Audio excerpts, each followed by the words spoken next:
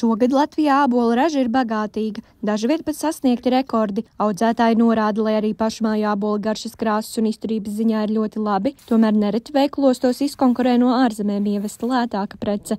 Turklāt nereti arī pamanīta negodprātīga attieksme norādot ābolu izcelsmes valsti.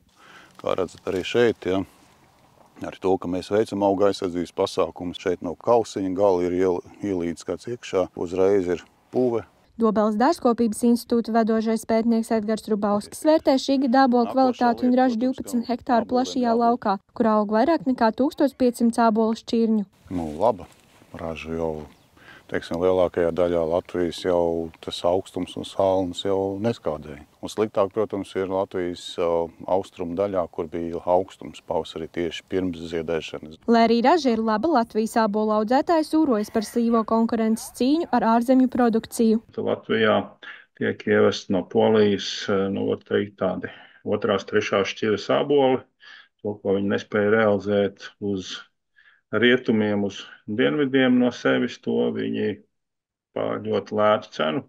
Bieži vien tā, diemžēl, ir tāda utilizācijas cena, kurai klāt nāk tikai transporta izdevumi. Līdz ar to Latvijas pircējs, polis izaudzē tik lētu. Polis vienkārši atved uz miskasti. Šobrīd, kad ir ābolu ražas laiks, to cena ir zema. Nereti ceļu malās redzam kastēs saliktie augļi, lai ņemtu par brīvu, vai arī tīmekļu vietnēs tos pārdot par pāris centiem kilogramā. Tikmēr šķirnes ābolu audzētāji kvalitatīvus un labus deserta ābolus pārdot par 1 līdz 2 eiro kilogramā.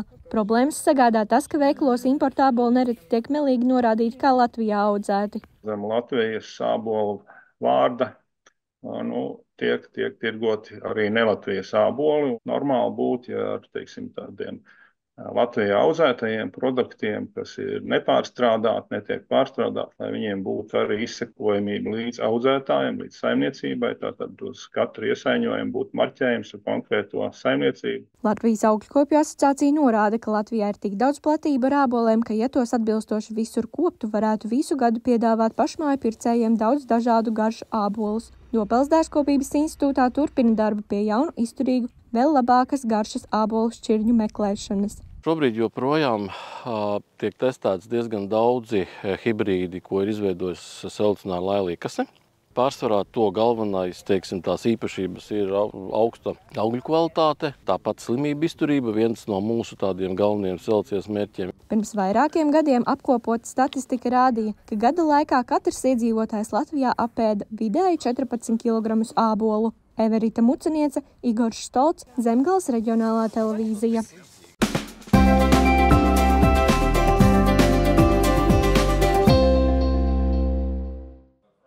Šogad aprit 80 gadi kopš Otrā pasaules kara notikumiem, kas nesa būtiskus zaudējumus Latvijai un tās iedzīvotājiem. Bauska no 1944. gada jūlija beigām līdz septembra vidum pusotru mēnesi atradās Vācijas un PSRS kardarbības zonā, iesaistoties arī brīvprātīgajiem.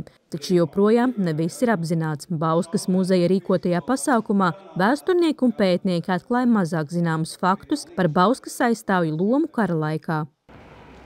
Cīņas par Bausku, par Rīgu, par Latviju laikā, kad sarkanarmieši iznīcināja praktiski visu savā ceļā, liekot iedzīvotājiem doties bēgļu gaitās. Baušķinieki ātri formēja brīvprātīgos, lai stātos pretī. Bauska ir unikāls gadījums, manuprāt, jo tas ir gadījums, kad vietējie iedzīvotāji paši brīvprātīgi iesaistās savas pilsētas aizstāvēšanā kopā ar vācu karaspēku pret padomju armiju. Un svarīgi, es domāju, izprast gan šo cilvēku motivāciju, gan viņu pārliecību. Precīzu datu par brīvprātīgo skaitu nav. Tiek lēsts, ka tie varētu būt ap 300 vīru, kuru vidū bija arī 16 gadus nesasnieguši pusauģi. Parādīju šo dokumentu, kur parādās 145 karī, tas ir vienīgais, kur jebkādā vācu dokumentā parādās, ka tiek pieminēts šis Bausku brīvprātīgo bataljons. Līdz ar to tas no šī izriet, ka tā visticamāk primāri ir majora Uļuka pašiniciatīva. Pašu brīvprātīgo un viņu piederīgo atmiņu pierakstu ir maz. Ilmāram Ilziņam bija 10 gadi tajā laikā, taču atmiņas par sarkanās armijas ienākšanu joprojām ir spilgtas. Atceros, kā uzreiz tika mūsu virtuve palūgts, lai mēs aizvācamies uz pagrabu, apgāza virtuves skapi. Tas bija operējamais galds, Nu, un uz tā tos sarkanarmiešus, kurus varēja, tos sašuva un sūtīja tālāk kaut kur. Kurus nevarēja, kas bija ievainoti vēderā, tos vienkārši noguldīja aiz kūts, saulē, lai viņi tur nomirst. Pusotru mēnesi ilgās cīņas un sarkanās armijas apturēšana Bauskas apkārtnē iespējams bija tas apstākļus, kas novērsa Rīgas sagraušanu un ātrāku ieņemšanu. Uzbrukumus lielā mērā atturēja desmitkārtīgam pārspēkam brīvprātīgi ceļā stājušies pilsētas un tās tuvākās apkārtnes iedzīvotāji, kas kopā ar savām vācu un latviešu karavīru vienībām cīnījās līdz pēdējai iespējai, lai aizsargātu savu zemi. Cilvēku likteni tā grūti parādīt, tas ir kā stāsts. Savukārt pilsētvide, izpostītās ēkas, kurās kādreiz dzīvoja cilvēki, vai tās bija skolas, vai baznīcas, vai Jelgavas gadījumā, piemēram, viss pilsētas centrs pilnībā izpostīts. Tas ir kā tāds simbols cilvēku likteņiem.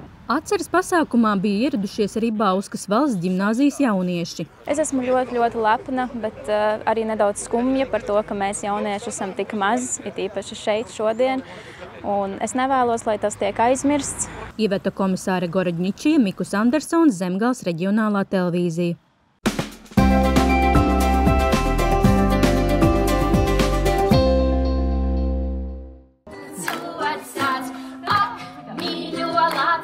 – 2024. gada 7. septembrī Salaspilī norisinājās 7. bērndārza atklāšana. Tas prieks ir par to, ka šī ēka ir tiešām absolūti inovatīva. Šādas ēkas Latvijā vēl nav. Un mēs, protams, priecājamies, ka tā ir absolūti videi draudzīga ēka, kuru jebkurš var par to pārliecināties, kā saka, ienākot arī šajā ēkā un pats pārbaudot. Pirmais tāds, kad tu iegāji iekšā, tiešām liekas, viss ir gaišs, plašs, tāds domās ļoti daudz par bērniem. Un jā, tas mājīgums iekšā un varam just to skandināvu, mazliet stilu, diezgan daudz iekšā. Un, protams, tā visa ēka, kas tev simbolizē tiešām kaut ļoti veselīgu priekš bērniem vidi un visu to pārējo. Visi vecāki ļoti smaidīgi un apmierināti saka, jā, skaistākā ēka kā Salaspilī. Ēkā ir vieta 12 grupām. Decentralizēta piekļuves sistēma nodrošina ērtu ikdienas loģistiku, it sevišķi aktīvajās bērnu atvešanas un paņemšanas stundās. Savukārt ēkas vidū ir universāli transformējama lieltelpa, dzīvojamā istaba un ēkas centrs. Šī iestāde tas ir tiešām ļoti liels ieguldījums mūsu bērnos un arī bērnu nākotnē.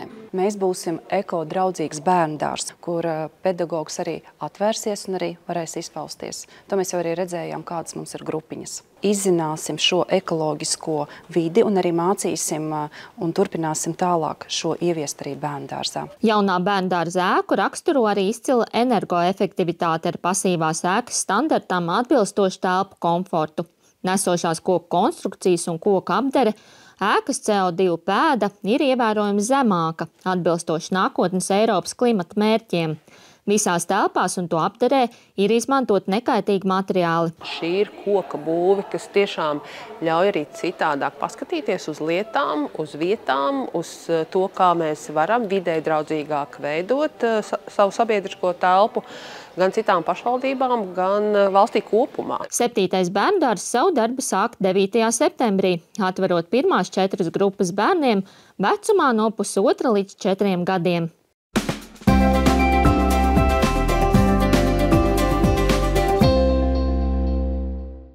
Izglītot topošos pavārus un konditorus par Latvijas produktu bagātību, par dažādām pat negaidītām garšas kombinācijām. Ar šādu moto Ogres valsts tehnikumā norisinājās meistara diena, kad jauniešiem bija iespēja arī pašiem gatavot un iemācīties jaunus meistarstiķus. Tie ir Carnikavas mēģi, aizsargātājs Latvijas īpašais produkts. Šefpavārs Kaspars Jansons atzīst, ka meistarklase ir kā viens no elementiem, kur topošie profesionāļi atklāja jaunas pavārmākslas noslēpumus un gūst jaunu pieredzi ēdienu gatavošanā. Turklāt Latvijas garšai jābūt kā prioritātei ceļā uz profesiju. Man liekas, tas ir vienīgais vēstījums, ko tu vari iznest ārā no mājām un kas tev atgriež arī apakaļ. Jo vienīgais, ko mēs atcerēsimies, tas, ko mēs ēdam. Tā ir tā kā vēl viena dvēsele. Meistardienas Latvijas profesionālajās izglītības iestādēs norisinās jau vairāk nekā 20 gadus, ar mērķi, lai jaunieši, nonākot darba tirgū, pārzinātu Latvijas pārtikas produktu daudzveidību. Mēs izvēlamies tēmas, kuras nav mācību programmā.